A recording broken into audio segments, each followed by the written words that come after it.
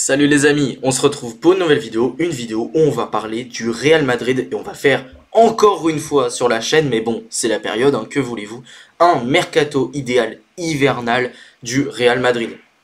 En ce moment, c'est de mieux en mieux au Real, mais maintenant faut dire, il y a toujours des lacunes, que ce soit en défense ou au milieu de terrain, notamment où je trouve qu'il y a vraiment des choses à revoir au milieu de terrain. Ça manque peut-être d'un petit peu de présence. Quelquefois, on voit que globalement les offensives passent par le côté. Et je trouve également que l'équipe est un petit peu coupée en deux. Donc j'irai évidemment chercher un milieu de terrain avec un profil plutôt équilibrant qui ne remplacera pas Toni Kroos, mais au moins sur la quantité pourrait le faire, même si évidemment je vais prendre un milieu de qualité, mais ce que je veux dire c'est que ce ne sera pas forcément le même profil. Trouver un nouveau Toni Kroos, c'est quasiment impossible. Donc voilà, c'est pour ça que je prendrai un milieu de terrain et on va également chercher des défenseurs puisque sur ce secteur, le Real Madrid est totalement décimé.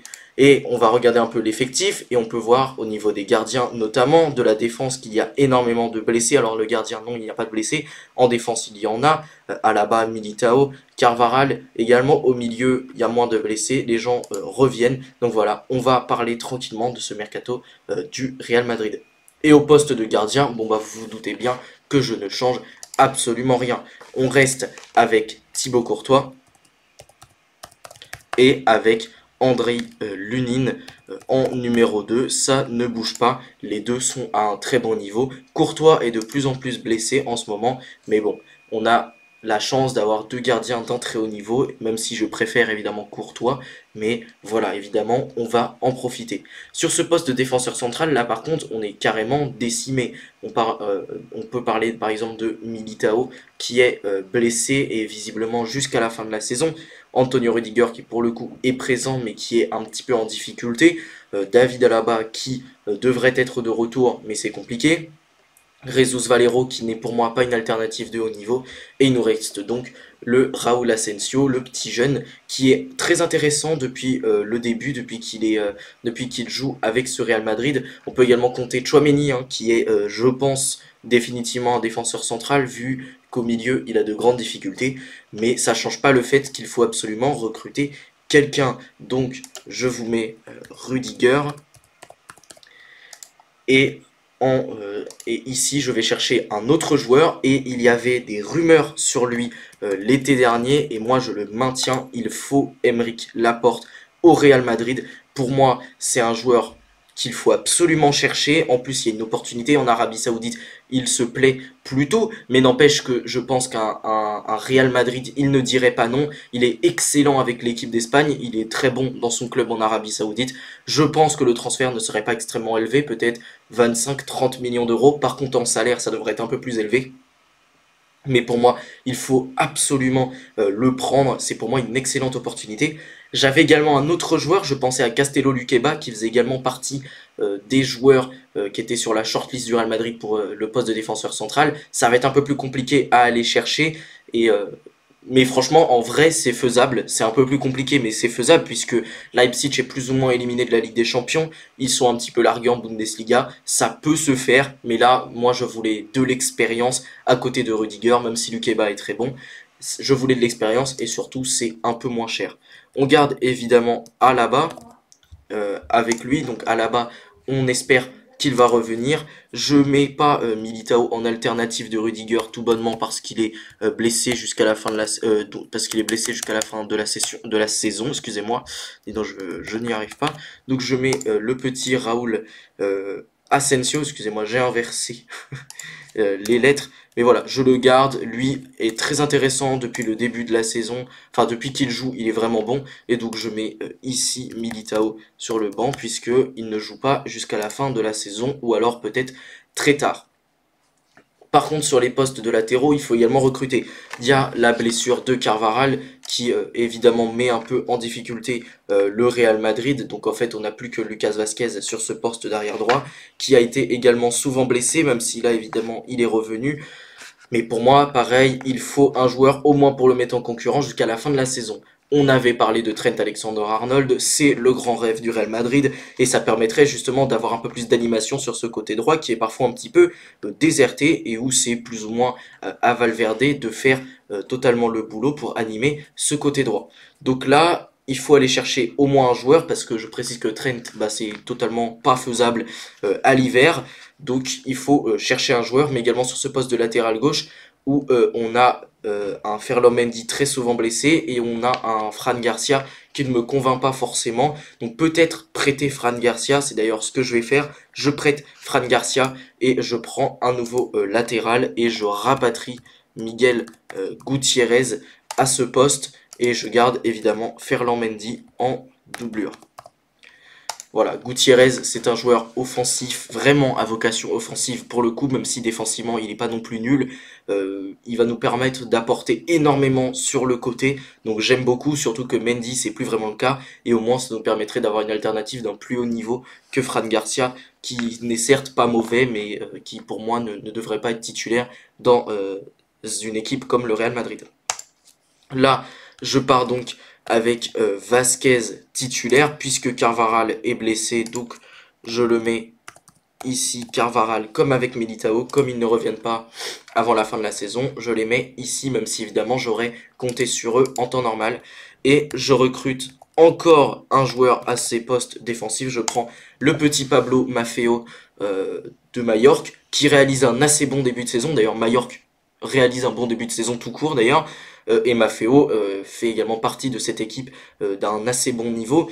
Il est pour le coup plus orienté défensif que Vasquez, donc justement peut-être que quand on a un Gutiérrez sur le côté gauche, on pourrait avoir un Maffeo sur le côté droit. Ce serait intéressant d'avoir un latéral un peu plus défensif, capable de verrouiller mieux le côté, je trouve, qu'un Vasquez. Vasquez défensivement, ça peut être un peu compliqué quelquefois. Donc voilà, je prends Maffeo qui est pour moi un bon joueur. J'essaie de le prendre peut-être en prêt avec option d'achat, mais si on n'arrive pas, on peut bien débourser 5-10 millions d'euros pour Maffeo.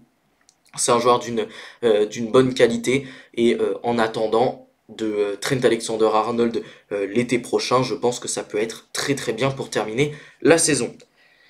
Et au milieu de terrain, bon là c'est un peu compliqué puisqu'on a du Luka Modric qui réalise une saison plutôt correcte avec le Real Madrid. Ça se voit qu'il se fait un peu vieux, il court un peu moins mais c'est l'un des joueurs qui donne le plus de bons ballons, celui qui donne le plus de passes clés dans ce milieu de terrain du Real Madrid. On a toujours un Jude Bellingham qui se relance vraiment bien en ce moment, qui est absolument excellent. On a du Eduardo Camavinga qui pour moi doit être titulaire dans cette équipe, grosse qualité technique mais également défensivement très intéressant. Et on a toujours un Fede Valverde d'un assez bon niveau, il revient vraiment correctement. Et Tchouaméni, on peut plus ou moins le considérer comme un central, mais vous verrez, je fais déjà un recrutement à ce poste au milieu de terrain et je concurrence directement Tchouaméni avec un Zubimendi, qui est pour moi un joueur d'un excellent niveau. Franchement, il faut le récupérer. Défensivement, il est excellent, mais également à la création, enfin plutôt à la construction, parce que c'est vraiment un joueur structurant et très équilibrant. Moi, je pense qu'on a besoin de ce genre de profil au Real Madrid, et comme ça, Valverde, Bellingham ou même Camavinga pourront être un petit peu déchargés des efforts, puisque Zubimendi les fera. Et je le mets en concurrence avec un Tchouaméni qui pour le coup n'est pas excellent depuis le début de la saison. Franchement, il est pas bon, hein, Tchouaméni. Donc voilà, je le mets en concurrence parce qu'il n'est pas bon, Tchouaméni. Enfin, faut dire les termes, il n'est pas bon. Donc je le mets en concurrence. Par contre, je pense que Miguel Gutiérrez, enfin, excusez-moi, Zubimendi, ça pourrait coûter très cher. Gutiérrez, justement, j'en avais pas parlé, ça devrait être une trentaine de millions d'euros. Laporte, une trentaine également. Maffeo, à peu près 5 millions. Et Zubimendi, pour le coup, une soixantaine. Mais voilà, il faut bien concurrencer Tchouaméni, il faut lui trouver un gros client, parce que Tchouaméni, il était dans un fauteuil depuis un peu trop longtemps à mon goût. Donc voilà, on lui trouve un concurrent de taille en la personne de Zubimendi. En plus de ça, espagnol. Donc c'est très bien pour cette équipe qui pourrait avoir un joueur d'excellent niveau à ce poste. Même si j'avais une autre alternative, j'ai pensé à Guimarães également, ce serait encore plus cher. Mais Guimarães, je précise que Newcastle est obligé de vendre parce qu'ils sont dans une santé financière assez complexe et que les gros joueurs de cet effectif pourraient en faire les frais. Et Guimarães notamment pourrait être une excellente idée pour ce Real Madrid. Je le garde à l'esprit, même si ça me semble un peu plus compliqué à chercher qu'un Zubimendi, sachant que la Real Sociedad est plus ou moins larguée en championnat, qu'ils ont un peu de mal également financièrement. Je pense qu'un Zubimendi, s'il reçoit une offre du Real, pourrait totalement venir dans le club.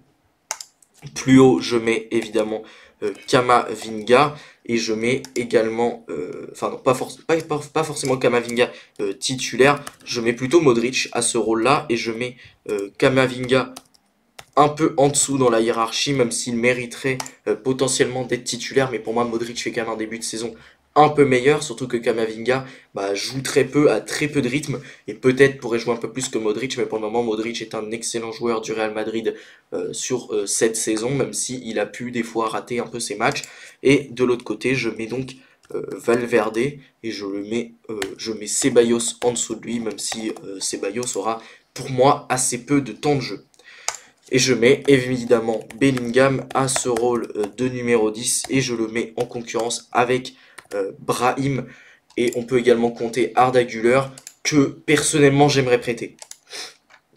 J'aimerais le prêter, pas qu'il ne puisse pas rentrer dans cet effectif, mais je suis désolé, mais c'est pas qu'il est mauvais, encore une fois, Güler est un excellent joueur, mais pour moi, il faut définitivement le prêter. Bon, je pourrais le compter dans cet effectif, mais pour le bien de sa carrière et pour sa progression, il faut absolument prêter le petit Arda Güler, qui a un très haut niveau, mais qui pour moi n'est définitivement pas un ailier droit, c'est plus un joueur axial, et du coup pour ce rôle de numéro 10, également Brahim, enfin je garde Brahim qui est d'un excellent niveau et qui pourrait être une alternative à Bellingham s'il a un peu plus de mal au courant de la saison.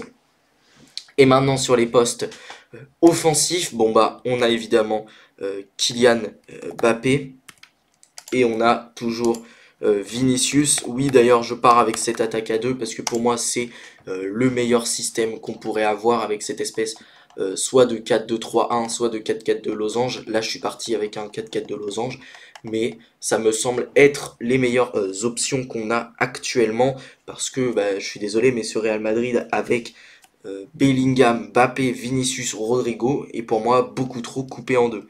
Et je mets donc Mbappé et Vinicius en concurrence avec Rodrigo, même si Rodrigo a envie de partir, moi je suis le Real Madrid, j'aimerais le garder, et peut-être même, vu que Vinicius est souvent blessé, que Mbappé l'a été également un peu sur le début de la saison, je pense que Rodrigo pourrait quand même récupérer du temps de jeu, et au moins à l'hiver je le garde, peut-être le vendre l'été prochain s'il veut définitivement partir, puisque t'es le Real Madrid, tu ne retiens pas les joueurs qui partent. C'est comme ça, les joueurs veulent partir, tu les laisses partir. Et Rodrigo, en l'occurrence, je comprendrais parfaitement qu'il ait envie de partir du club parce que il n'a pas suffisamment de temps de jeu, en tout cas à son goût, et ça se comprend totalement. Et je mets évidemment Hendrick, qu'on peut pour moi garder dans la rotation de cet effectif. Il pourra évidemment tourner avec Mbappé, Rodrigo, Vinicius. Ça peut être évidemment très intéressant, mais si on regarde un peu tout l'effectif, on voit qu'offensivement on est quand même plutôt bien, et surtout moi j'ai pas envie de bouleverser l'entente qui est en train d'émerger entre Vinicius et Mbappé. Moi je veux pas leur mettre des bâtons dans les roues. J'espère juste que Rodrigo ne fera pas de bêtises dans le vestiaire ou de trucs comme ça, si évidemment il est mis en concurrence, parce qu'en tout cas ça semble être le cas. Peut-être également, comme je l'ai dit, on pourrait avoir un système avec un Mbappé avant-centre, potentiellement un Rodrigo ailier droit. C'est à voir également, mais je suis pas forcément convaincu par cette option. Moi je préfère l'attaque à deux du Real Madrid, qui nous permettrait justement de bien exploiter les côtés. D'ailleurs, ça pourrait être interchangeable, hein. Ça pourrait également être comme ceci, ce sera peut-être même plus comme ceci, mais Mbappé récemment avait récupéré son côté gauche, donc pourquoi pas également voir un Vinicius un peu plus axial et un Valverde justement faire des courses pour prendre ce côté droit. Bon les amis, j'espère que ce mercato vous aura plu parce que franchement c'est compliqué de trouver des options vraiment intéressantes pour ce Real Madrid à l'hiver, c'est assez compliqué, on n'a pas forcément les transferts qu'on veut. Si on avait les transferts qu'on veut, je me serais peut-être fait encore plus plaisir, j'aurais peut-être pris Trent également, enfin notamment sur le côté droit, et surtout forcément quand on a Militao et Carvajal qui sont blessés, il faut bien pouvoir faire des transferts, des recrues, parce que là ce Real Madrid était en difficulté en début de saison. Il y a toujours des petits trucs, même si en championnat ils ont un petit peu recollé, mais pour moi il fallait faire quelque chose, et je pense que ce mercato est plutôt intéressant et répond un peu aux attentes et aux besoins qu'avait ce Real Madrid. Les amis, si la vidéo vous a plu, n'hésitez pas à la liker, à la commenter et surtout abonnez-vous à la chaîne, c'est super important. Sur ce, salut les amis, à la prochaine, passez de bonnes fêtes, ciao.